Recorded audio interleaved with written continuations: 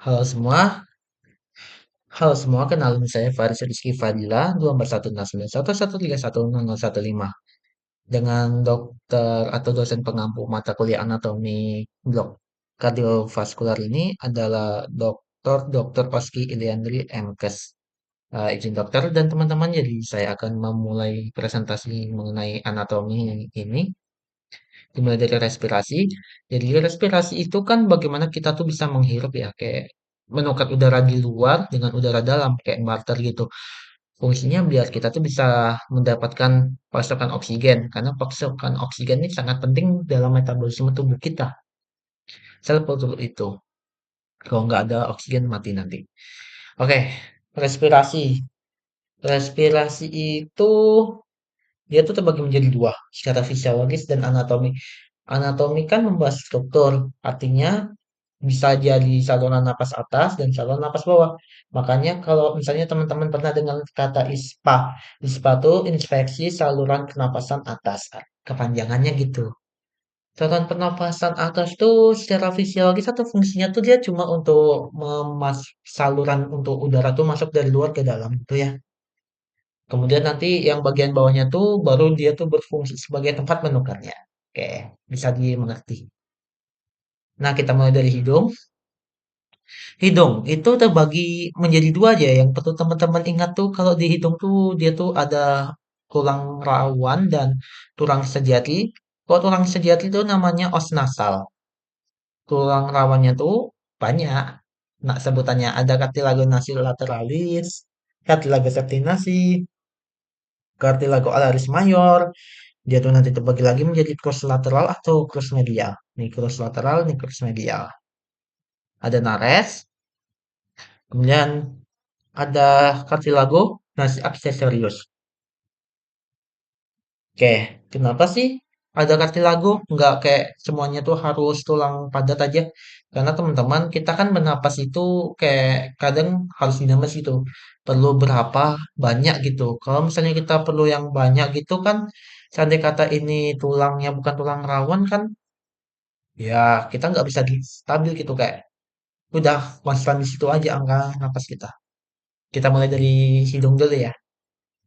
Jadi di hidung itu bisa dilihat di sini ya, terbagi menjadi tiga daerah. Pertama, udara masuk melalui vestibulum nasi yang dia tuh dibatasi sama lumen nasi. Ya, ini juga lubang pertama ketika kita ingin mengambil sesuatu yang termasuk di dalam hidung. Contohnya, itu kayak apa daerah pertama gitu. Kemudian ada daerah persarapan yang disebut dengan regio olfactory. Di sini ada bulbus olfactory, villi olfactory, dan ini nih kumpulan dari nervus olfactory. Kemudian nih salurannya, oke ada salatu rica, dia tuh tempat untuk glandula hipofisis anterior et posterior. Ya. Kemudian ada sinus sphenoidalis, ada tonsilla faringea, ostium pharyngeum tuba auditivae auditoria. Oh ya, nih ada congca nasalis inferior, media, dan nih ada superior di atas ini. Kemudian kalau ini dibelah, ada kayak yang di sini namanya meatus. Kita sesuaikan dia namanya. Meatus nasi inferior, meatus nasi media, meatus nasi superior. Gitu aja ingatnya. Gampang kok. Oke, untuk batas-batasnya bisa dilihat ya. Ada tulang yang ini membatasi kavitas nasi dan kavitas oral. Namanya palatum durum. Yang untuk tulang kerasnya nih. Kalau yang halusnya ini namanya palatum mole. Oke, ada sinus sphenoidalis dan sinus apa nih namanya frontalis. Oke, ini vaskularisasinya teman-teman banyak ya percabangannya dan ada dua percabangan besar gitu di mana banyak daerah sarafnya tuh pembuluh darahnya maaf namanya tuh kalau di bagian depan tuh namanya plexus Kisselbachi yang nih kalau di bagian belakang di sini namanya tuh plexus Woodruff's. Oke. Fungsinya tuh kenapa banyak pembuluh darah dan kenapa harus ada struktur kayak konka nasalis gini. Ya, dia tuh fungsinya untuk melembabkan gitu, kayak supaya di rongga hidung kita tuh suhunya tuh tetap stabil, begitu. Oke, ini venanya, ini sarafnya kawan-kawan bisa dilihat di terstruktus olfaktorius. Nanti dia menjadi bobot olfaktorius yang berisi nervi olfaktorius atau cranial nervus 1. Fungsinya untuk indera penciuman. Hmm, gitu. Ini dekat banget loh dengan otak karena dia cabang langsung CN1. Oke, sebelumnya saya ingin mau ngejelasin juga tentang ini sinus paranasalis. Oke, ya bisa dilihat di sini teman-teman ke sinus paranasalis itu ada empat ya. Ada frontal, sphenoid, ethmoid, dan maxillary sinus. Ya di sini ya, frontal, sphenoid, ethmoidalis, dan maxillaris. Dia tuh fungsinya tuh buat kepala kita tuh agak lebih ringan gitu. Makanya kalau ketika orang tuh pilek, kan terjadi peningkatan kelenjar ingus ya atau sekresi ingus atau mukus gitu di sini di daerah-daerah rongga-rongga udara ini. Nanti tuh dampaknya tuh dia tuh jadi kayak kepala kita tuh pusing berat. Nah itu dampaknya. Oke, kita akan lanjut ke orofaring, nasofaring, dan laringofaringeal atau bahasa gampangnya faring. Mulai dari pertama dulu. Kan udah nih udara masuk ke dari hidung, ventriculus, daerah olfaktori dan kavitas nasi propria kan. Nah, nanti dia akan masuk ke sini. Entah dia ke sinus atau dia masuk ke sini. Ini namanya nasofaring. Ya, di nasofaring ini ada beberapa struktur yang harus kita tahu. Contohnya nih ya, dua ini. Osteum pharyngeum, tubae auditivae, torus tubarius, dan tonsilla pharyngeal. Tonsilla pharyngeal ini dia berkaitan erat dengan sistem kekebalan tubuh. Osteum pharyngeum, tuba auditivae, torus tubarius ini dia sangat berkaitan erat dengan saluran pendengaran kita.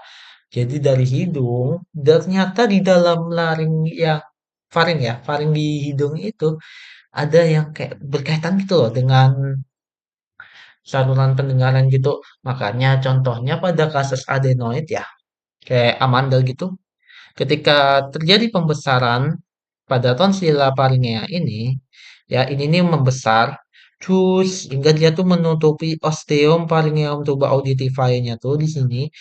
Nanti tuh dia tuh akan menyebabkan rasa bindeng gitu. Karena dia tuh kayak tertutup gitu. Nah, oke, menarik ya. Kemudian ada terus levatorius, plica salpingopharyngeus, plica salpingopalatina. Ya, dia tuh kayak lekukan-lekukan. Kemudian ini ada di sini struktur ini namanya koana. Dia tuh pembatas gitu antara kavitas nasi dengan orofaring, nasofaring. Oke.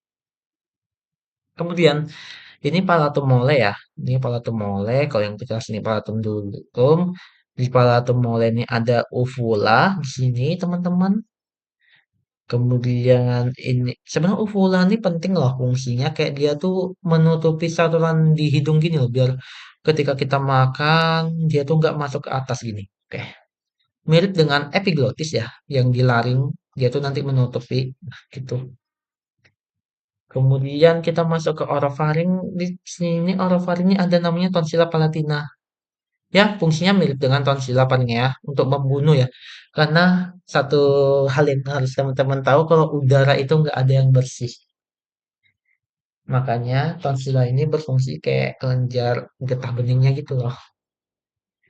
Biar dia tuh juga bisa berperan pada sistem pertahanan tubuh. Kemudian nanti turun lagi. Nah, ini kita masuk ke laringoparieal. Kita bisa melihat spasium retroparieum ya sebagai pembatas ya. Kemudian kita masuk ke laring. Di laring ini ada osioideum. Nah, ini teman-teman harus tahu nih, dia tuh tulang kecil. Terus dia tuh nggak nempel gitu. Kalau dilihat secara anatomis tuh dia nggak nempel. Nah, dia tuh berkaitan erat dengan cartilago tiroidea. Dia tuh nanti dihubungkan sama membrana tiroidea. Ya, yang ini bisa teman-teman lihat nih. Ini nanti dia menghubungkan nih membrana tiroidea antara ligamentum tiroidea dengan osioideum. Oke, ini ada glandula tiroidea ya teman-teman, kelenjar tiroid. Oke, permukaan dalam laring tuh ada apa sih? Nyata, pertama epiglotis. Fungsinya tuh penting banget buat nutupi gitu. Set, ketika kita makan, minum, biar nggak masuk ke lubang pernapasan. Kemudian ada ligamen hyoepiglotticum. Dia menghubungkan antara epiglotis ini, cartilage epiglotica dengan osioid. Untuk daerah-daerahnya nih penting sih. Vestibulum laringis ya. Masuk dulu di pertama nih vestibulum laringis. Ada ini cartilago epiglotica, cartilago tiroidea, terus ada osioideum, masuk ke ventriculus laringis. Ini sebenarnya ventriculus laringis ini struktur yang paling penting tuh ada ini ya, pita suara atau rima glotis. Rima glotis itu tersusun atas empat ya, empat struktur plica vestibularis, ventriculus laringis, plica vocalis, dan ventriculus vocalis. Untuk kemudian kavitas infraglotika ya bisa dilihat di sini ada ini ligamen-ligamen sama dia tuh kayak daerah yang nanti tuh bisa membatasi gitu. Dia dekat dengan pembatas bagian bawah dari laring, yaitu kayak bagian superior. Oke. Di sini ada di apa ya? Kelenjar tiroid. Nah, nanti kelenjar tiroid di sini sekitar sini. Oke. Aku lupa nunjuk satu struktur ya di cartilago tiroidea ini ya. Tengah-tengahnya ini pada cowok ini nanti akan terjadi penonjolan teman-teman. Penonjolan akibat kandungan hormon gitu yang kita sebut dengan Adam's apple atau jakun. Nah, bisa lihat di sini ya. Kalau di laring itu yang nyusun tuh yang pentingnya nih. Cartilago epiglottica, osioideum, ligamen tiroideum medianum sama membrana tiroidea, cartilago tiroidea, cartilago cricoidea, ada conikum juga nih, bisa nih. Terus ini cartilago arytenoidea, kemudian cartilago corniculata, cartilago terus ligamen-ligamennya dia tuh buat menghubungkan. Terus nih ada nih corpus adiposum pre-epigloticum. Dia nih kayak jaringan lemak gitu yang ada di pre-epigloticum itu di depannya epiglotis. Oke.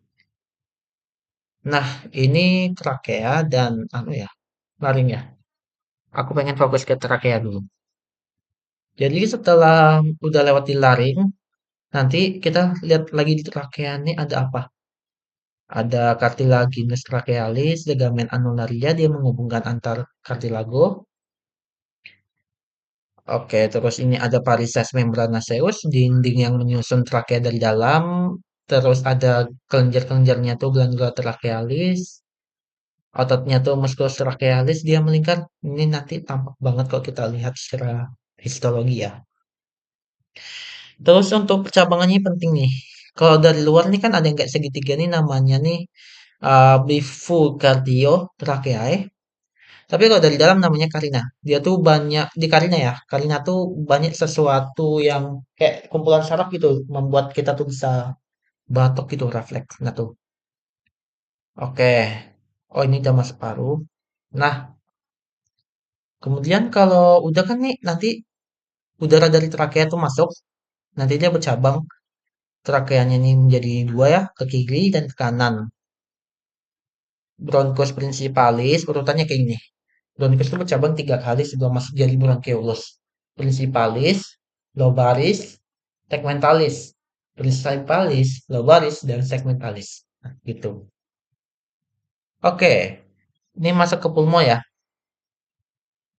Gampang aja sih, bedain pulmo kanan sama kiri. Kan tinggal lihat aja lobus dan visura. Kalau di pulmo kanan tuh lihat aja gimana lobusnya tuh dibagi sama dua ya. Ya karena di kanan tuh kan nggak tapi padat gitu. Kalau di kiri tuh kenapa pulmo kiri itu atau paru-paru kiri itu lebih kecil daripada yang kanan? Karena dia tuh harus menyesuaikan tempat berbagi daerah lah, berbagi volume dengan jantung ya. Lihat aja nih visuranya. Kalau misalnya visuranya ini membagi suatu paru ini menjadi tiga, satu, dua, tiga, tiga lobus, berarti dia kanan. Dan dia tuh bentuknya lebih besar harusnya daripada yang kiri. Lihat aja, ada visura horizontalis ini udah fix kanan dah. Ini kiri nih, visura obliqua. Kalau di kanan tuh kita bisa melihat lobus superior. Kalau di sini kita nggak bisa melihat lobus inferior ya. Lobus inferior nggak bisa dilihat di sini. Dia cuma lobus superior doang karena terbagi sama visura obliqua. Kalau ini kan ada visura horizontalis kan. Nah, ini ada lobus medius juga. Oh sorry, maksudnya nggak ada lobus medius kawan. Di sini nggak ada lobus medius karena dia nggak ada visura horizontalis yang membagi daerah atas ini, lobus superior nih. Oke, lanjut ya. Oh ya, untuk dasar-dasarnya tuh pucuknya ini namanya apex pulmonis, terus bawahnya ini basis pulmonis.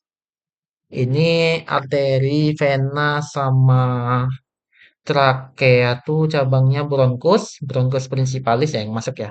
Terus nodusnya, terus ada truncus sympathicus. Pokoknya ini disebut namanya lubangnya aja hilum, namanya tuh hilum. Tapi kalau misalnya yang masuk nih namanya radix. Jadi namanya tuh kalau digabung radix et hilum pulmonalis. Wah, keren ya. Oke, ini segmen-segmennya. Kenapa sih segmen-segmennya dibagi-bagi? Misalnya ada suatu kanker di lobus caudatus, ya, di sini, di lobus paling atas nih. Nanti dia tuh bisa diambil gitu, dipotong. Nggak dipotong satu lobus gitu, tapi dipotong per segmen aja, gitu. Oke, kita akan masuk ke kardiovaskular. Teman-teman, perlu, oke, dikit aja sih. Kalau di kares ini, kardiovaskular ini, teman-teman cukup lihat aja kalau misalnya tubuh kita itu terbagi banyak sekali arteri-arteri besar. Ada karotid, facialis, temporalis, brachialis, axillaris, itu cabang, radialis ulnaris, femoralis, truncus coeliacus, arteri aorta, oke, arteri femoralis, terus ini ada denyut arteri poplitea ya. Arteri poplitea juga nanti dia lewat di belakang ya, di belakang tulang femur. Terus nanti bercabang menjadi arteri tibialis posterior anterior. Terus yang di posterior nanti jadi arteri fibularis. Fibularis itu oke dia ikut turut andil juga. Kalau yang depan nanti jadi dorsum pedis. Oke, gitu. Kemudian kalau venanya tuh ada azygos, eh axillaris, azygos, brachiocephalica. Nah, ini tonus brachiocephalica. Kurang lebih sama aja ya teman-teman. Kayak dia tuh menyesuaikan nama arterinya. Kecuali ada beberapa kayak vena cephalica, vena basilica, vena azygos, semiazygos gitu. Oke, kita lanjut. Ya, sistemiknya tuh peredaran darah tuh terbagi dua. Ada yang ke paru-paru dan ke seluruh tubuh. Ini bedanya arteri dan vena bisa dilihat ya teman-teman. Vena tuh rongganya lebih besar, lapisan ototnya nggak setebal arteri, dan dia tuh ada katup. Kayaknya jantung. Simpel aja ya, kalau di jantung tuh ada atrium. Atrium ini, ya jantung, bentar, aku bantu bahas kayak singkatnya aja deh. Jantung tuh empat ruang. Dia tuh pompa ganda, artinya ada yang nanti ngantar ke paru-paru dan ada yang ngantar ke seluruh tubuh. Dan dia tuh berdetaknya barengan, makanya disebut pompa ganda. Kemudian kalau kita lihat di sini teman-teman, dia tuh terbagi menjadi empat ruang ya. Ada nggak ya gambarnya? Oh nggak ada ya. Dia tuh empat ruang doang teman-teman. Kalau teman-teman lihat di sini ada uh, atrium, dua atrium kiri kanan dan dua ventrikal kiri kanan. Nah, kalau di atrium ini ada namanya auricula dextra. Ya, auricula dextra ini kayak dia tuh di atrium tuh kayak ngebantu menyimpan darah balik gitu. Ya, gitu. Nah, karena kan volume di atrium ini kecil daripada di ventricle. Oke, terus ini, oke, ini ada nih teman-teman bisa lihat di sini nih namanya perikardium. Jadi lapisan-lapisan di jantung itu ada tiga ya teman-teman. Endokardium, epikardium, dan miokardium. Miokardium itu tengah-tengah, isinya otot-otot. Kalau endokardium itu bagian dalam, teman-teman bisa temukan kok secara histologi itu kayak namanya serabut Purkinje, myofibra, conducens, cardiaca. Terus kalau di epikardium tuh teman-teman bisa lihat pembungkusnya nih, namanya perikardium. Perikardium itu terbagi lagi menjadi dua, perikardium serosum dan perikardium visceralis. Yang dia nempel langsung ke jantung itu visceralis. Yang enggak itu nanti perikardium serosum. Terbagi lagi nanti dia menjadi lamina parientalis dan lamina serosum. Kemudian nanti ada celah-celah itu namanya cavitas serosum. Isinya tuh serosa. Fungsinya buat apa? Biar jantung ini kalau berdetak ini enggak tapi keset gitu, biar nggak terluka. Ya gitu, kayak pelumas gitu, kayak oli. Karena jantung ini ibaratkan mesin, dia dikerjain terus, bekerja terus, nanti kan lama-lama kan nggak, udah ruangnya sempit, terus berdetak bus bus bus, nggak terkendali ya udah perlu pelumas biar dia tuh nggak terluka.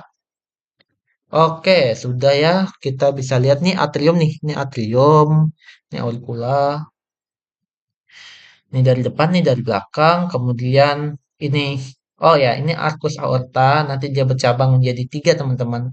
Ada truncus brachiocephalicus, arteri carotis communis, dan arteri subclavia. Kalau yang carotis communis dan subclavia ini yang sinistra ya, bukan yang dextra. Ini ada vena cava superior dan vena cava inferior. Oke. Ada nih terus ligamentum arteriosum, dia nih bekas dari bekas kita waktu bayi ya. Secara embriologi itu dia waktu bayi itu jadi penghubung gitu.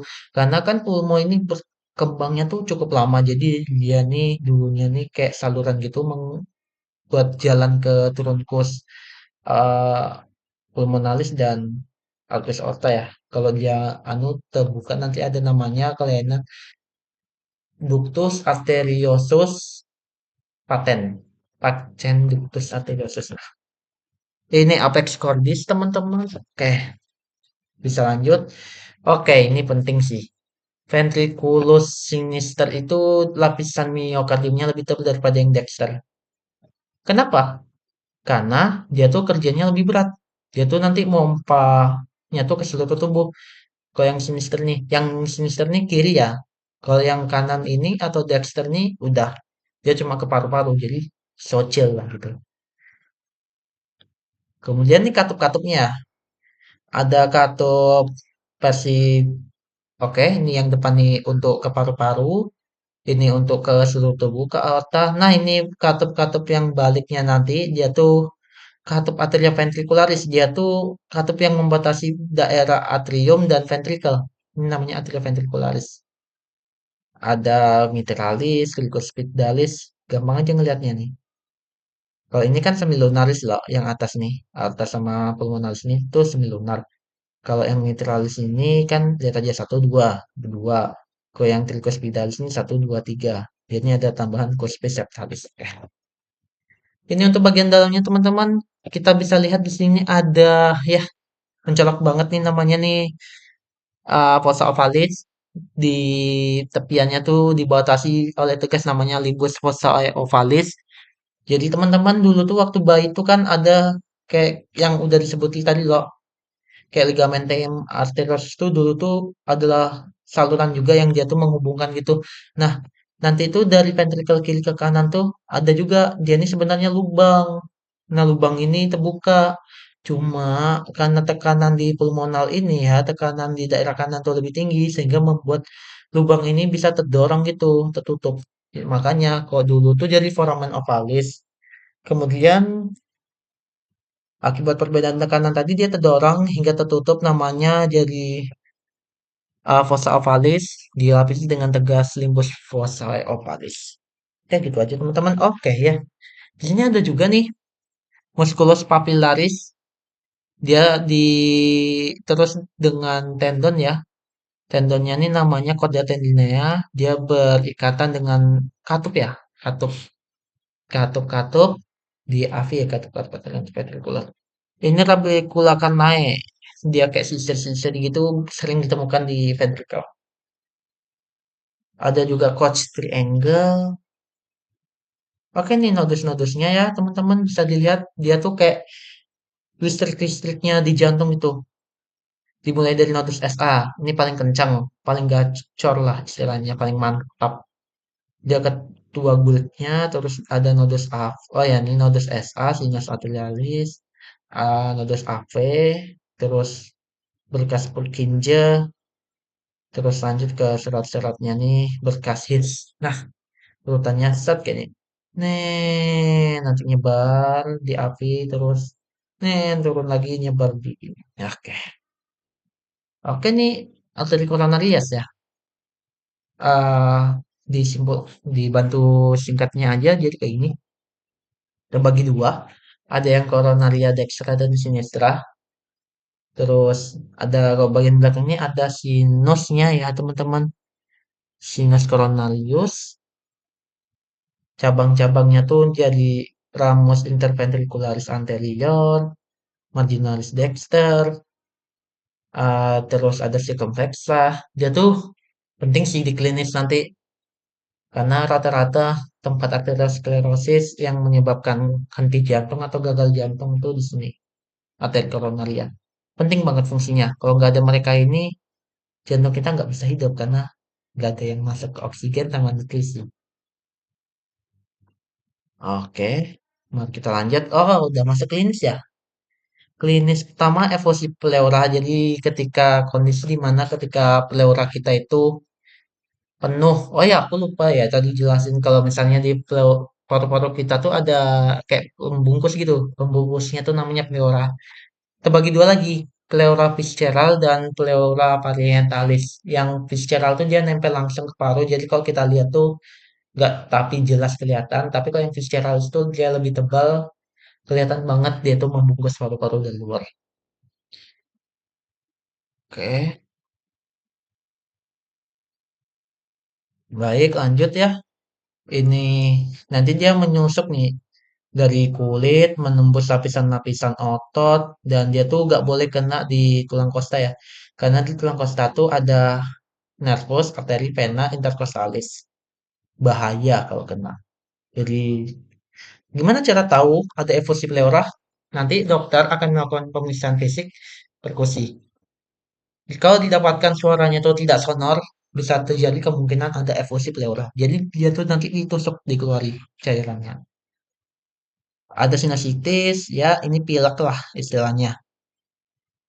Nggak enak, nanti kepala tuh pusing, berat.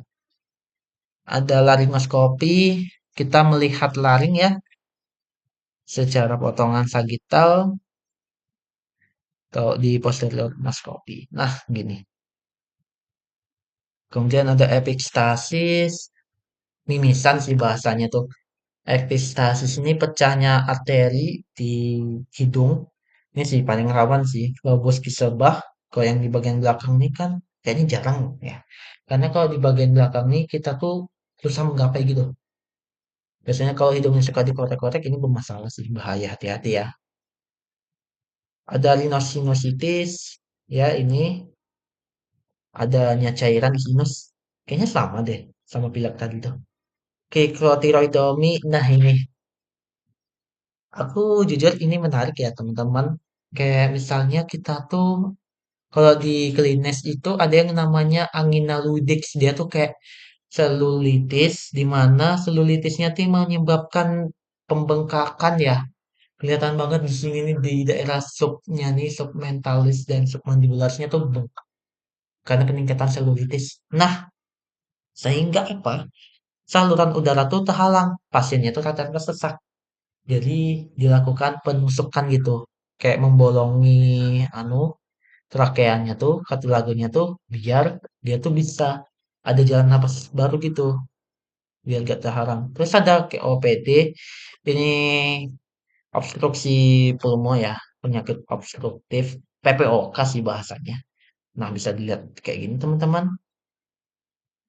Oh, oke, ini kolaps ya, ini kolaps. Jadi paru-parunya ngempes. Contoh paru-paru ngempes nih bahaya tuh kalau misalnya kita tertusuk benda nih, kayak pisau atau tertembak, pelurunya tembus, paru-paru kita kena, udaranya keluar, jadi kolaps atau ngempes.